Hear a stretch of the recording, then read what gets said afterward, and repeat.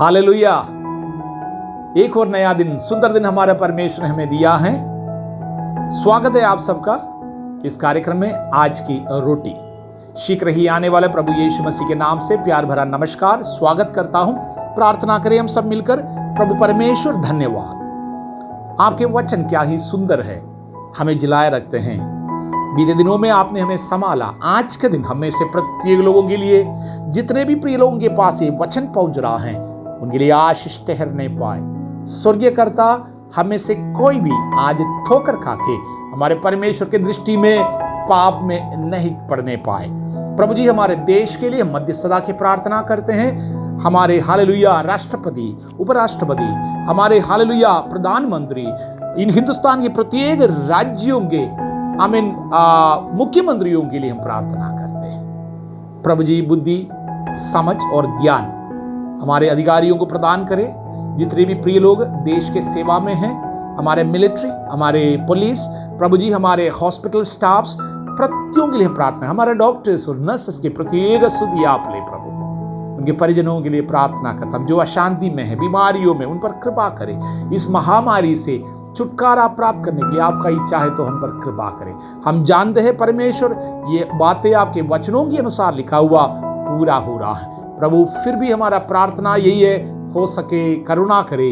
हमारा इच्छा नहीं प्रभु, आपका इच्छा पूरा हो जाए। धन्यवाद यीशु मसीह के नाम से, आमीन। आज की मनादी के लिए हम प्रभु के वचन से एक पद पढ़ेंगे। मत्ती के द्वारा लिखा गया सुसमाचार 10वीं अध्याय के 7वीं वाक्य। और चलते चलते प्रचार करो कि स्वर्ग का राज्य निकट आ गया है।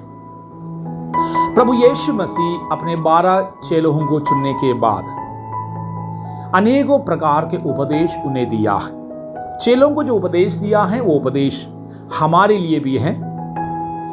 मसीह जीवन में प्रतिदिन हम लोगों को क्या करना है, हमें मालूम है। हमारे प्रतिबल परमेश्वर के वचनों के अनुसार जब हम कार्य करते हैं, तब स्वर्ग में बढ़ते हैं। स्वर्ग में बहुतायत से प्रतिफल पाने के लिए परमेश्वर के चुने हुए लोग होने के कारण सबसे पहले मत्ती रचित सुसमाचार उसके 6वीं अध्याय से लेकर 12वीं वाक्य तक जब हम पढ़ते हैं, ऐसे 7 चीजें यीशु मसीह अपने चेलों से कहता है। सबसे पहला वो कहता है, इस्राएल के खोए हुए भेड़ों के पास जाओ। प्रतिदिन आपको लोगों के पास जाकर जो खोए हुए हैं, जो पाप, अशुद्धि और अंधकार में खो गया है, ऐसे लोगों के पास जाना आपका कर्तव्य है। यीशु मसीह स्वर्ग की महिमा को छोड़कर इस संसार में आने के कारण पापियों को ढूंढ कर आया। इस प्रकार हमें भी, जो खोए हुए लोग हैं, उनको ढूंढना है। ये हमारा परमेश्वर की ओर से आज का दिन हमारे लिए आज्ञा है। अन्यथा लोग आत्महत्या करते हैं, अपने जीवन को समाप्त करने की कोशिश करते हैं, नशे का सेवन करते हैं उनके दुखों को भूलने के लिए। लेकिन मेरे प्रियो, आपको प्रभु ने इसलिए चुना है, अंधकार में लोगों को ढूंढ कर जाने वाले व्यक्ति के रूप में आज के दिन काम करें। दूसरा, जब आप जाते हैं, वचन में लिखा है 8वीं वाक्य में, आप उन्हें चंगा करें, वो सामर्थ आप पाए, अभिषेक पाए, आप चंगाई करें। तीसरा, लोगों को शुद्ध करें। चौथा, दुष्ट आत्माओं को निकाले। ये 3 पॉइंट एक साथ में बोलता हूं।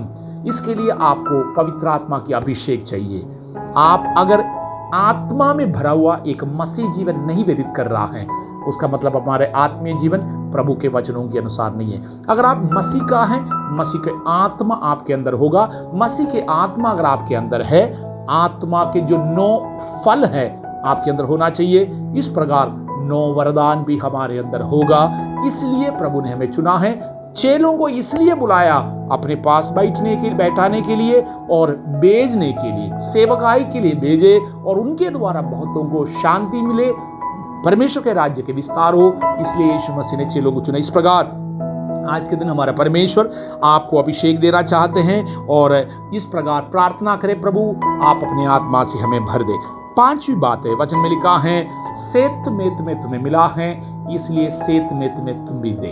जो शांति, जो खुशी, अनंत जीवन की आशा हम लोग कुछ दाम चुकाकर नहीं खरीदा है। हमारे परमेश्वर हमारे लिए दाम चुकाकर खरीदने के कारण आज हम लोग स्वतंत्र हैं। अंधकार से और दासत्व की जुए से हम लोग स्वतंत्र हो चुके हैं। ये खुशी, ये स्वतंत्रता और लोग भी अनुभव करें। आत्मीय अंधकार में अनेकों प्रकार के कामों को करते हुए लोग फंसे हुए हैं। मेरे प्रियो, हम उनके लिए जो सेतमेत में हमें मिला उन्हें भी मिले, उसको योग्य हम लोग बनाए। छठवीं पॉइंट है ये, योग जब तुम किसी गांव में जाते हो योग्य लोगों को ढूंढे।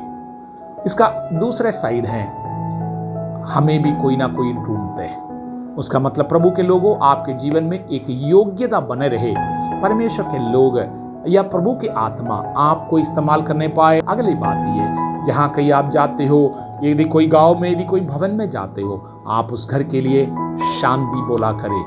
यदि उस घर में एक शांति का पुत्र होगा, उधर शांति आएंगे, अन्यथा आपका शांति वापस आपके पास आएगा। हमारे परमेश्वर की आत्मा हमसे आज यही चाहते हैं। इसके अंत में एक और बात लिखा है, ऐसा नहीं होने पर हम अपने जूते से मिट्टी झाड़ सकता है, धूल झाड़ सकता है। ये काम करुणा के और अनुग्रह के युग होने के कारण हम लोग ना करें। जो बाकी जो 7 चीजें मैंने कहा, आज के दिन आप करें, प्रभु के राज्य के विस्तार करें। प्रभु इन बातों के द्वारा आपको बहुत से आशीष दे, यीशु मसीह के नाम से आमीन।